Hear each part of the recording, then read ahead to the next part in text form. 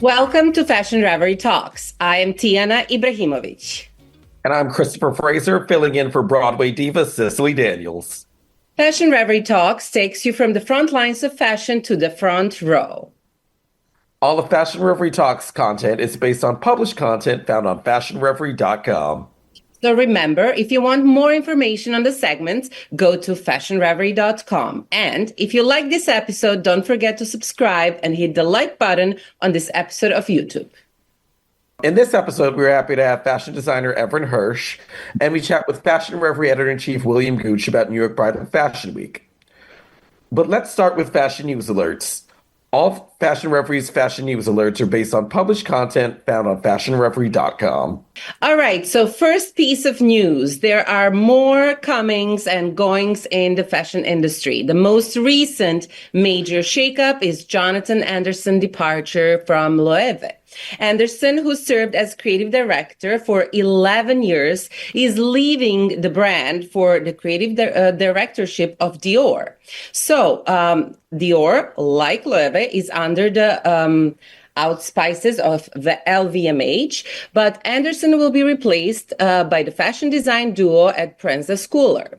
As they say, they're incredibly honored to join the fashion house, and they value their mission and they're close with their own. So it is a great shakeup. I think the brand has been doing great with their, latest Met Gala appearances and red carpet appearances. Especially, they also have a 179-year-old heritage. So it will bring the new shape up of the brand for this year.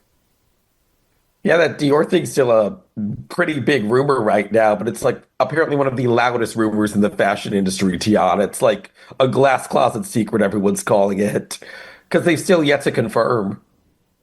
Well, Fashion Reverie talks about it, so why not? Speaking of people with new jobs, legendary fashion stylist Law Roach, image architect extraordinaire, has a new reality hosting gig. He will now be a judge on Project Runway, joining Christian Siriano and Nina Garcia, and also this season returning for Project Runway, Heidi Klum's back as the main host. Oh, wow. I love Heidi Klum. She always Yeah, brings a little bit it'll of be joy. interesting to see her return to her roots as the Project Runway host. And, Law Roach is also no stranger to reality television himself. He was on a couple seasons of America's Next Top Model. He was also a host on Legendary on HBO, the Vogue Ballroom competition show. So it'll be interesting to see what a kind of shade, humor, and chops he brings to his role on Project Runway, because he is always a kiki. Yes, amazing. Well, more news in the fashion industry. So Mugler has appointed Miguel Castro Freitas as its new creative director. So as you can see, a lot of news this week. And so he will succeed outgoing creative director Casey Cadwallader. And he comes with an impressive resume. He's a graduate of Central St. Martin's in 2004. And he has creative stints at Dior under John Galliano, Saint Laurent, and Lanvin under Albert Elbaz. And so most notably, he was the head of tailoring at Christian Dior, led by Raf Simons. So I think another piece of exciting news. What do you think, Christopher? How is he going to do? I really love Casey Cadwallader, but the new creative director definitely has a very impressive resume. So I'm excited to see what he will do, especially since he worked under so many great designers. And apparently, if you want a big creative director job, you just need to go to St. Martin's. Why not, right? Well, that would be all for Fashion Reverie news. If you want more info, go to fashionreverie.com, and we continue our episode with another special appearance. I'm excited to welcome Evan Hirsch to talk about his latest bridal collection. It is always good to have Evan back. Hi, Evan. How are you? I'm good. Excited to be here with you today. Good to see you. I see you're wearing one of your signature designs with a flower and a big flower. And I can't quite see well, but hope to see it in person sometime soon. Definitely. I never leave the house without like one big statement, brooch, flower, just something really in your face. So that was my inspo for today. Love it. So let's talk about your fall 2025 collection that you showed at New York Fashion Week.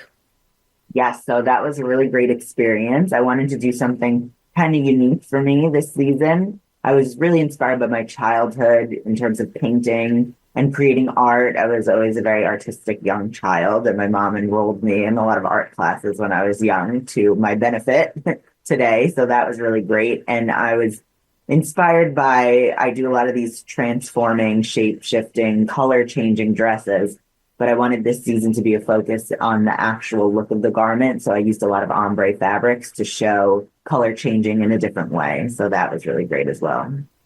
Oh, amazing. But you have also recently developed a new project where you go into a Goodwill store, buy a garment and embellish it. Is that right? Yes, this was something that I kind of considered a little social experiment where I would just go to a thrift store. I mean, every designer wants to see their, garment in a retail store. So I said, what is a low risk way that I could do that as kind of a social experiment? So I went into a local Goodwill. I bought a dress, like a $7, $6 BB dress.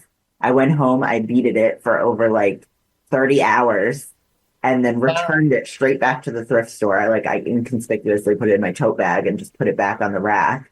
And it really took off. People resonated with it. People said that they, growing up, all they could do was shop at thrift stores, and that was the only access they had to buying clothes. So to find something that was custom couture made in a thrift store and see the story behind it, they really found a special place for that in their hearts. Wow. Have you ever done that for a bridal gown? I am going to. So as you know, Bridal Fashion Week is coming up. I have my show on the CFDA calendar on April 9th. So I thought, why not continue this momentum of doing these little social experiments at the thrift store and now have a dress that was seen, during a New York Bridal Fashion Week presentation back at the thrift store. So it's kind of like a runway to thrift store segue that I don't think has been done before. Oh, that's wonderful. So you're excited about the bridal week. I am. Tell us a little bit about what to expect when it comes to your collection.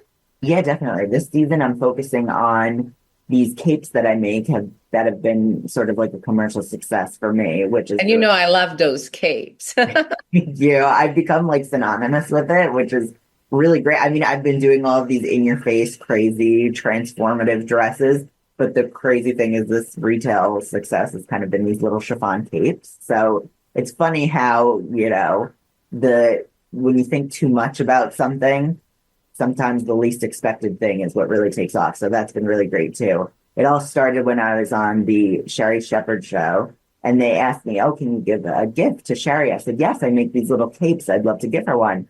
I gifted her one on the show. And within that moment, when it aired on Fox, I got like 12 orders. And then they posted the video and I got another like 15 orders. And then the week after I got another 10. And I was like, I think I got to do this, but I got to expand the collection rather than this one cape. Like I got to make capes with an S. So that's No, I actually saw that episode with Sherry and I saw the cape. It was like you could wear it in more ways than one, correct? Yeah, you could wear it as a cape. You could flip it upside down and you could wear it as like a shawl with these hand-placed flowers on it. Or you could throw it around your waist. You could attach it to your dress and it becomes like a little peplum.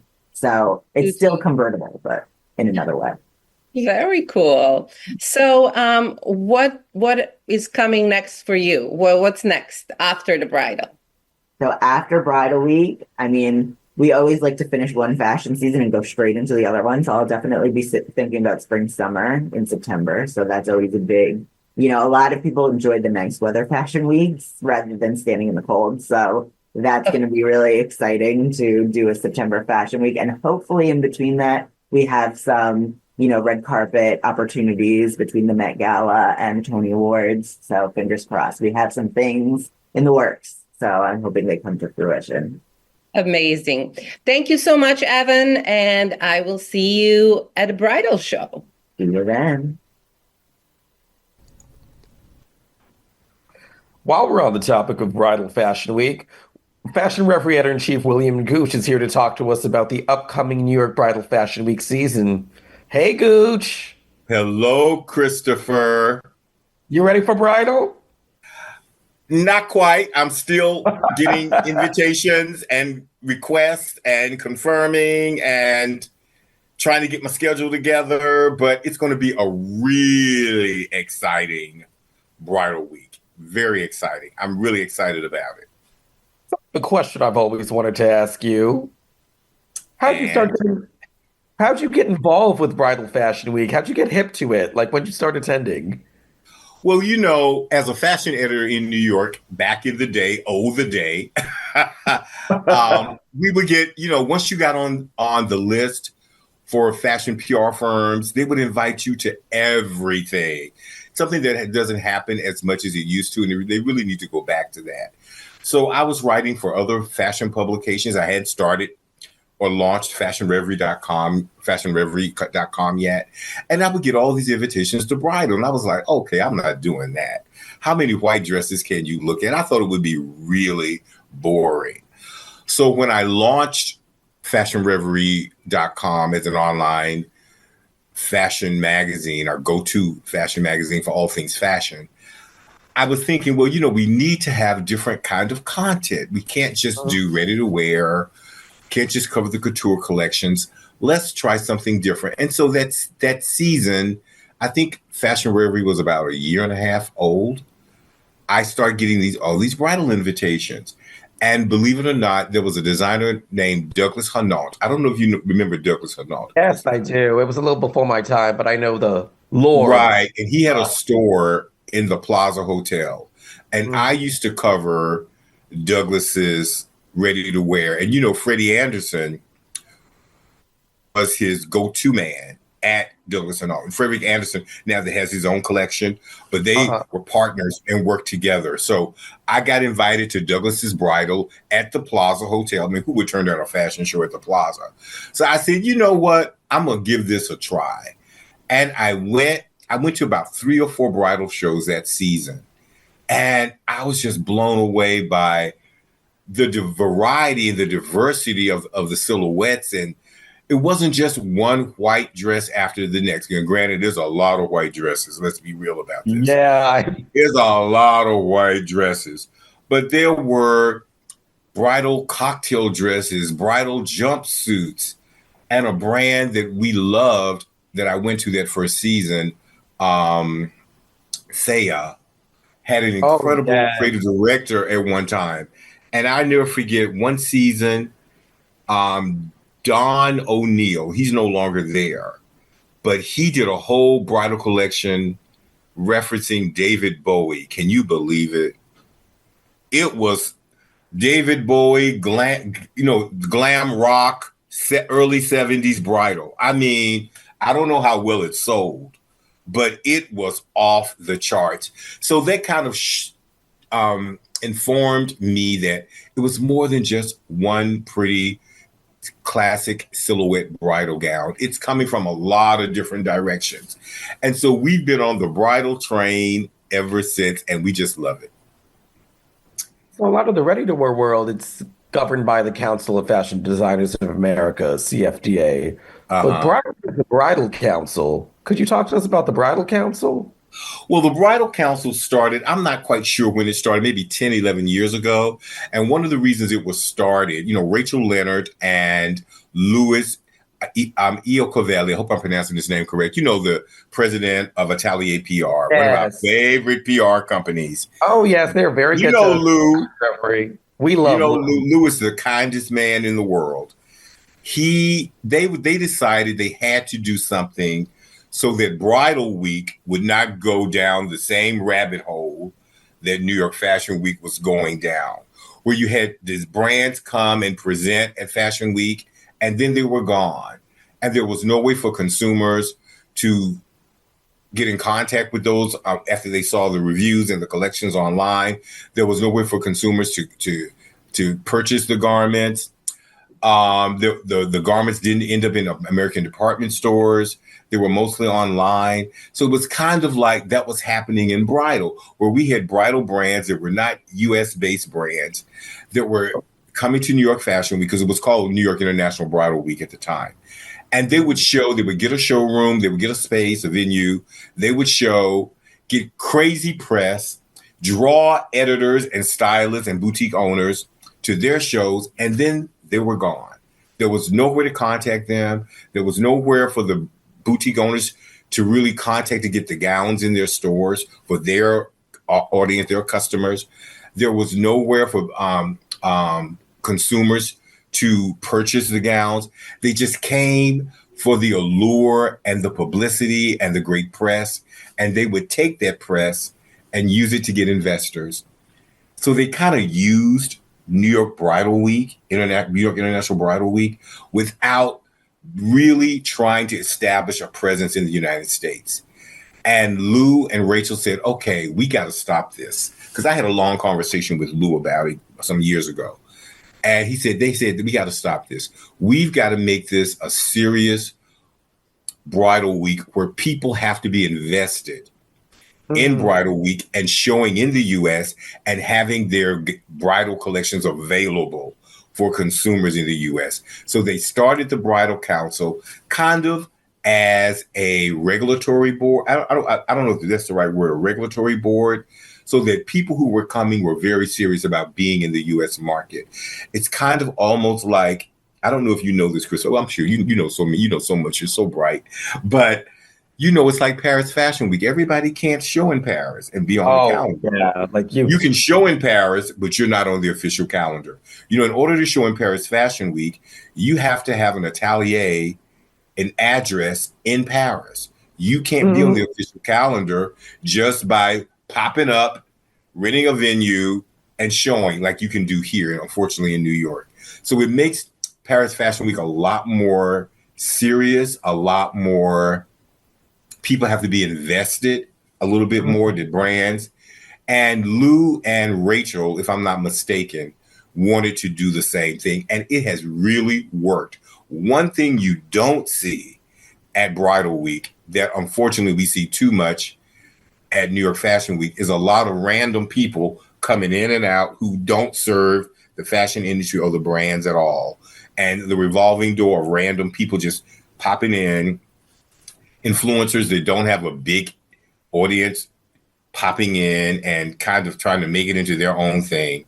The people at Bridal are serious, for the most part, serious industry professionals. And I want to thank Lou and Rachel for really, really putting those standards in place that work really well for the New York market. So with all your years of attending Bridal, who are some of your favorite designers that you're looking forward to, especially with the season coming up next week? Well, I love Mark Ingram. That's my buddy. That's my brand. I love Mark. Mark does wonderful, beautiful traditional silhouettes, but he adds a little something modern and special to it. So it's not just a beautiful trumpet gown, bridal gown, or a beautiful princess gown.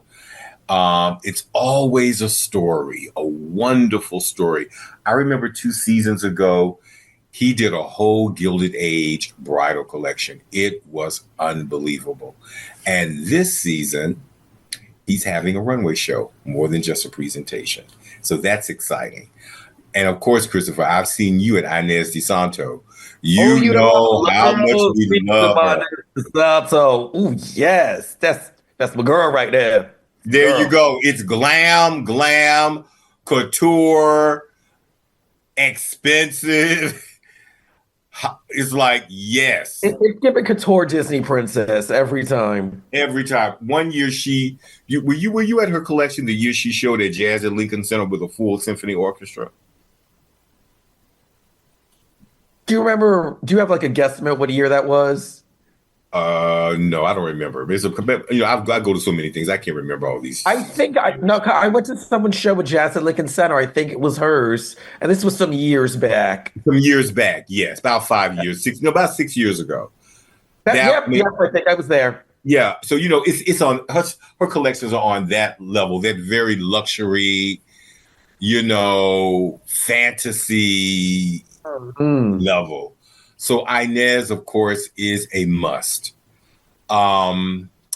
Let's see. It's so many to choose from, Christopher. It's hard. Well, Mira Zwillinger. Oh my God, just glam, beat it, couture. I love her. And we're actually going to her show this season. Idan Cohen, which is sexy, hot, bridal, sexy girl. You want to show what your mama gave you kind of gowns. You know what I'm saying? It's just fun. Sexy. Yes. Those are my favorites. Those are a few of my favorites. So I know you're still assembling your schedule, but are there any other designers you're looking forward to? Like maybe some newcomers or people that haven't shown in a while that are coming back? Well, Reem Akra. Oh, she's not really back. She never left, but she would do private appointments. But she's doing a big presentation on Monday, I think April 7th. Oh, okay. Huh? I said, okay. Reem's always delivers. We used to go to Reem, Chris, we would go to Reem's Ready to Wear, remember? And it was just sublime. But she's doing but she's back with a full presentation / show on the 7th at a mansion. I can't remember the exact address. I think it's in the 50s somewhere, some mansion that she's going to have it. And this season, Joseph Aboud, who does men's tuxedos, men's bridal tuxedos, he's doing a big presentation on Bridal Week. And, I've never been to Joseph Aboud's bridal tuxedo, so that's a first for me. I've been to his shows for Ready to Wear. Oh, yes, his fashion shows back in the day were my favorite of all. Because the clothes were just everything, production, the casting of the models, the clothes, just deliver. So he's showing. I don't know if it's the first time, but it's my first experience of seeing his presentation of men's bridal wear. So that's going to be great. Of course, Evan was just on, so we love Evan. So I can't wait to see what he's doing this season. And it's just grown a lot too. So yeah, he's grown. He's really grown so much as a designer. And it's wonderful, Christopher. And I know you feel the same way, to kind of be with a designer at the beginning of their career and stay with them and see their growth. I mean, what do you think? I've seen a lot of designers in this industry go. Like I remember there were designers I used to have to go to pull from their apartments, and now they got collaborations and collections at Bloomingdale's and these big stores that are doing all this big money in e-commerce now. I'm like, I remember the infancy of their careers.